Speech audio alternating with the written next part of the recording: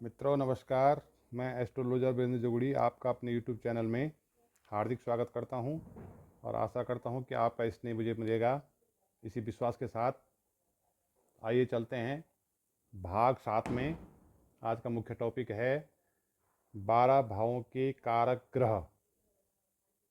यहाँ पर आप देख रहे होंगे किसी भी जन्म कुंडली में 12 स्थान होते हैं, 12 भाव होते हैं और राशियाँ भी 12 ही होती है जो कि उन भावों के लिए निश्चित होती है। और जन्म कुंडली को हम एक आकाश का नक्शा मान सकते हैं, एक ब्रह्मांड का नक्शा मान सकते हैं इसको।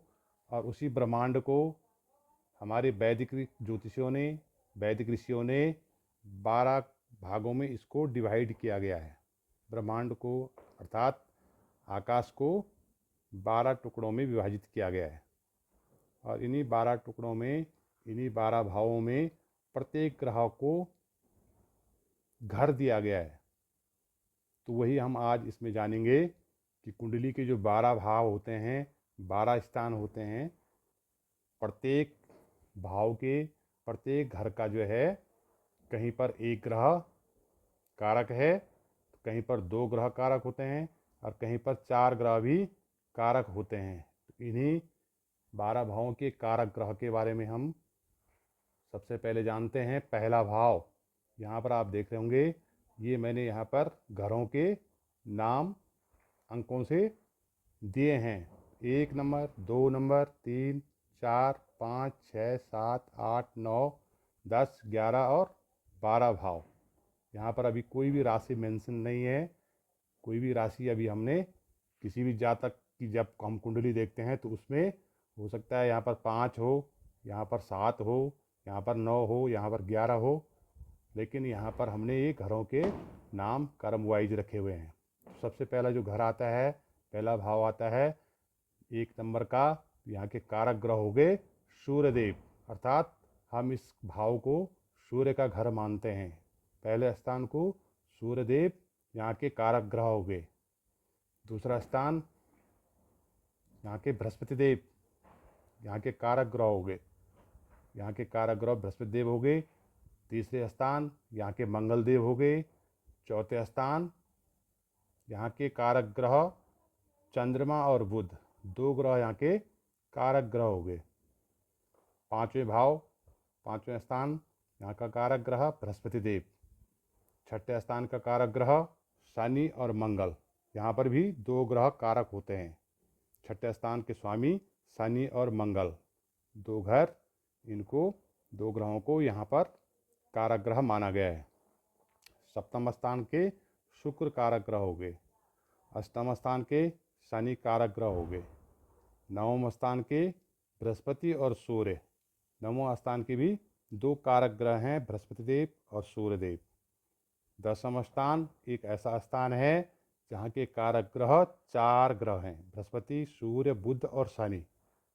कभी हम ज्योतिष में पूछते हैं कि ऐसा भाव, ऐसा स्थान कौन सा है जहाँ के 4 कारक ग्रह हैं, तो वो 10वां स्थान हो गया जहाँ के 4 कारक ग्रह हैं, बृहस्पति, सूर्य, बुध और शनि। एकादश भाव यहाँ का बृहस्पति देव कारक ग्रह हो गया और द्वादश भाव, इस भाव के कारक ग्रह हो गए शनिदेव। तो इस प्रकार से प्रत्येक 9 ग्रहों को, 9 ग्रहों में केवल राहु केतु, क्योंकि इनको हम छाया पिंड के नाम से जानते हैं, इनको कोई भी घर प्राप्त नहीं है, लेकिन बाकी की जो 7 ग्रह हैं, इन 7 ग्रहों को किसी ग्रह को एक घर का स्वामी बना दिया गया है, एक घर का कारक बना दिया है, लेकिन किसी घर में 2-2 ग्रह कारक ग्रह हुए। जैसे चौथा स्थान भी आपको दिखाया चंद्रमा और बुध, छठे स्थान में शनि मंगल, 9वें स्थान में बृहस्पति और सूर्यदेव और 10वां स्थान जहाँ के 4 कारक ग्रह हैं। सारे 4 ग्रह जो भी हमारे कारक ग्रह हैं, ये अपने घरों को प्रभावित करते हैं, अपने घरों को प्रबल बनाने में पूर्ण सहयोग करते हैं।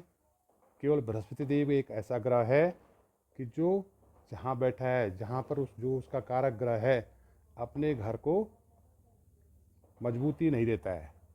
हाँ, जहाँ बृहस्पति देव की दृष्टि पड़ रही है, जैसे पिछले उसमें आपको बताया था मैंने कि बृहस्पति देव अपनी पहली दृष्टि जहाँ पर बैठता है लगन, पांचवी दृष्टि, सातवीं दृष्टि और नौवीं दृष्टि तक, नौवीं दृष्टि में देखता है। तो बृहस्पति का हम ये जान सकते हैं कि जहाँ उसकी दृष्टि पड़ती है उस स्थान का तो शुभ करेगा, प्रबल करेगा, मजबूती देगा, लेकिन जिस घर का बृहस्पति देव कारक होता है वो घर अच्छा प्रबल नहीं करता है। तो आज के हम इस भाग 7 में देख रहे हैं कुंडली के भाव, 12 भाव और प्रत्येक भाव के कारक ग्रह। यहाँ पर मैंने एक सारणी भी मेंशन कर दी है ताकि याद करने में आसानी हो। और इसमें 12 भाव दिखा रखे हैं, 1 से लेकर के 12 भाव, और इन भावों में प्रत्येक भाव के कारक ग्रहों के नाम। पहला भाव सूर्यदेव, द्वितीय बृहस्पति, तीसरा भाव मंगल, चौथा भाव चंद्र और बुध, 2 ग्रह जो मैंने यहाँ भी आपको बताए।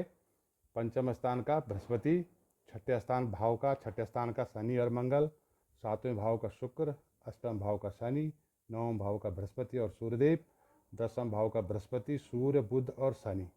4 ग्रह दसम भाव के कारक ग्रह हो गए, और एकादश भाव के बृहस्पति और द्वादश भाव के शनि।